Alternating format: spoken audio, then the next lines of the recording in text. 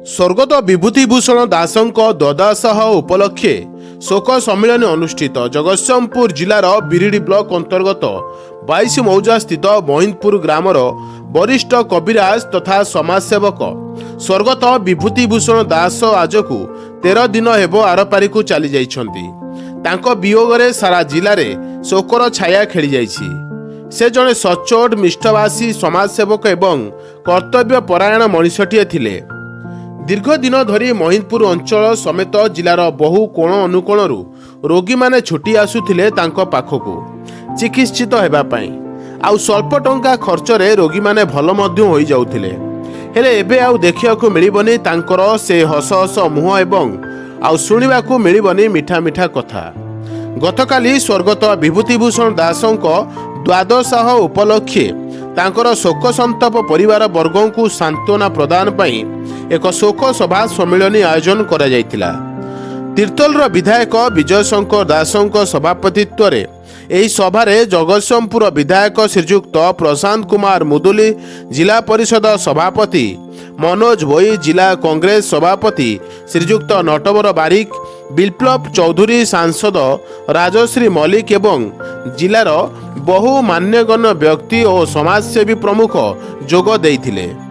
परे परे उपस्थित थिबा समस्त अतिथि माने स्वर्गत विभूतिभूषण दासଙ୍କ फोटोचित्र रे श्रद्धा सुमन देबा सह तांकर अमर आत्मार सद्गति कामना करिबा सह शोक संताप परिवार वर्गों को सांत्वना प्रदान करितिले। शेषरे स्वर्गत विभूतिभूषण दासଙ୍କ उपरे आधारित एक स्मरणिका अतिथि मानक द्वारा उन्मोचित करा जायतिला।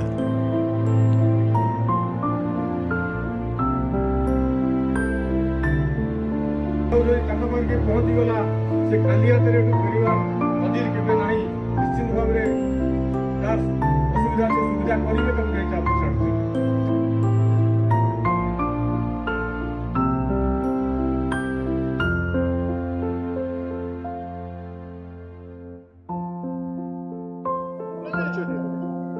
मो ना शुभ कुमार दास। आज मो बापांकर द्वादश कर्म चली। बापांकर क्षति से धनी हो कि गरीब हो पिलाटी पाई बहुत कष्टदायक। किंतु मुझे कही रखा चाहिए कि मो बापा केवल मो बापा नथिले, से गोटे अनुष्ठान थिले। आम अंचल रे बहुत लोकंकर विश्वास तांको ऊपर थिला। जहाँ किसी समस्या आसे से जेकोस प्रकार समस्या हो, शारीरिक हो, आर्थिक हो, मानसिक हो, से धाई आसुले बापा पाखक कि विश्वास थिला कि मते कविराज निश्चित भाव में साहाय्य करेंगे। सी थिले मो बापा कि मु तांको पाखरे जन्म हो कि निजको धन्य मन करुच्ची कि से मनीष होइके समाज बंचिक रहिले एवं जो दिन गले से समाज दुनिया छाड़ी से दिन मध्य गोटे परिवार पाई कि कहीकि जाइचंती 500 लोकंकर खाइबार बंदोबस्त करिकि जाइचंती। तेणुक ये थिले मो बापा। नहीं बापा जी आमको सक्षम करिचंती परिवार चलैबारे तो विशेष किसी असुविधा हम ना, किंतु कोठी ना कोठी तांकर शून्यस्थान सब बेले आम भितर रहिबो। जेमति मु कहूथिली से अनुष्ठान थिले तांको अवर्तमान रे आम वर्तमान निश्चिंत भाव में कांदिबो। आज कांदुची काली भी कांदिबो, आसंता काली भी कांदिबो। देह बहिले निश्चय मरी संसार नुहि काहरी। भागवत रे अति सुंदर पद मन पड़ी जाए।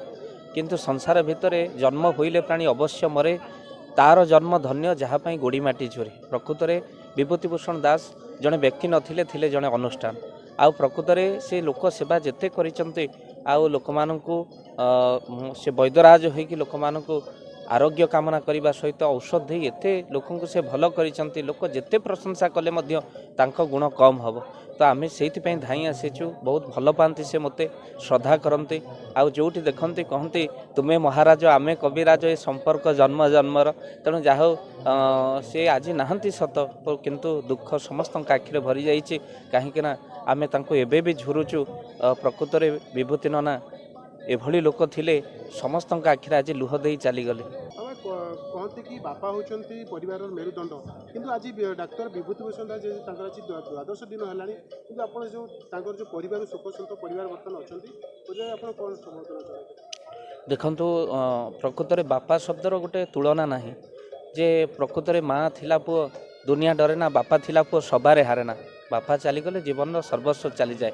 ଆଉ ଆମର ବାଳକପଣ ପଳେଇ ଯାଏ ବୋଲି ଆମେ ବାଳ ପକେଇ ଦେଉ, କେଶ କାଟି ଦେଉ। ଆଉ ପ୍ରକୃତରେ ବାପା ବଞ୍ଚିଛନ୍ତି ମାନେ ଆମେ ଟୋକା, ବାପା ଚାଲିଗଲେ ସବୁ ସରିଗଲା। ଏ କେବଳ ମୁଁ ସମସ୍ତ ତାଙ୍କର ଯେତେ ରହିଛନ୍ତି ପରିବାର ବର୍ଗ, ମୁଁ ତାଙ୍କୁ ଧୈର୍ଯ୍ୟ ପ୍ରଦାନ କରୁଛି। ମହାପ୍ରଭୁଙ୍କୁ ପ୍ରାର୍ଥନା କରି ତାଙ୍କୁ ଧୈର୍ଯ୍ୟ ଦିଅନ୍ତୁ, ଆଉ ମହାପ୍ରଭୁ ତାଙ୍କୁ କୃପା କରିଥାନ୍ତୁ। ଜୟ Jagannath. Bureau report Banikshetra live.